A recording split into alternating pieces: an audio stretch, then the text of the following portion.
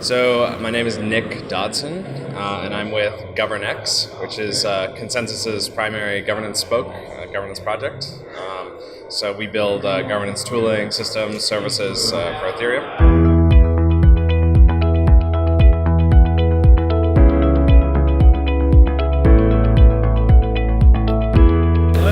So you mean governance for projects on Ethereum?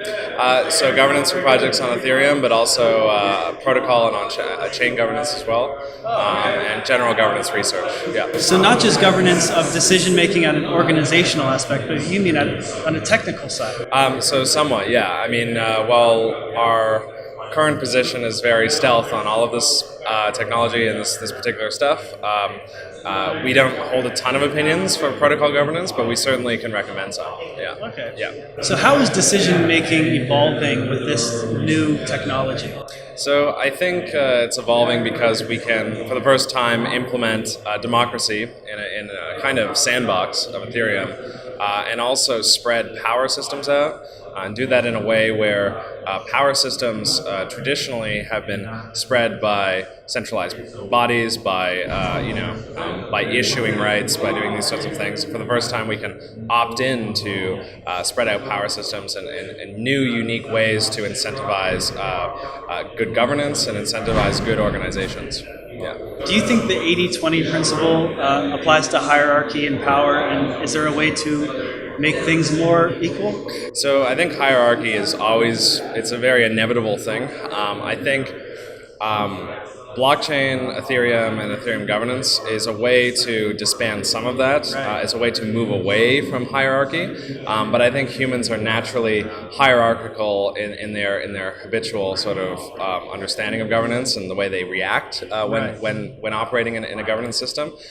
So I think there's natural tendencies that humans have, and then there's in fact what these new systems offer us, which is a way to get away from that a little more, but maybe not solve it entirely. Yeah, perhaps some hierarchy is natural for decision making, but I guess the question is, can the people in power be held accountable through certain systems of decision making to avoid corruption and things like that? Right. So I think what's interesting about the technology is that we can spread out these power systems, we can redesign them, we can make them more transparent, we can incentivize transparency in a different way, we can incentivize accountability in a different way. So we can open doors to a better system.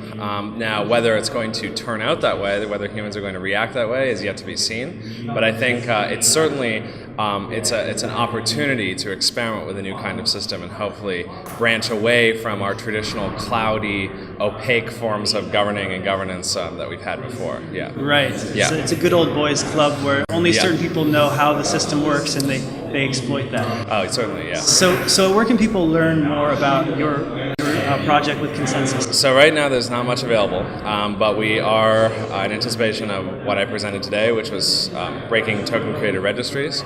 We'll be presenting some tooling and different things that developers will have available to them to both explore that technology, but also do a whole range of other things.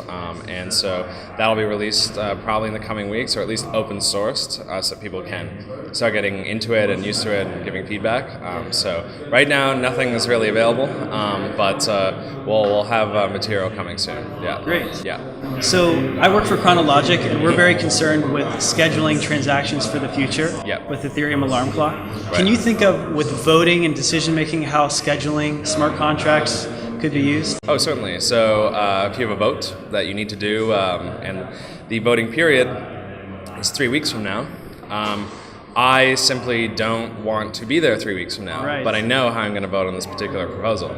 So I could totally schedule that particular kind of transaction in the future to do that particular operation. Yeah. That's a perfect use case. Yeah.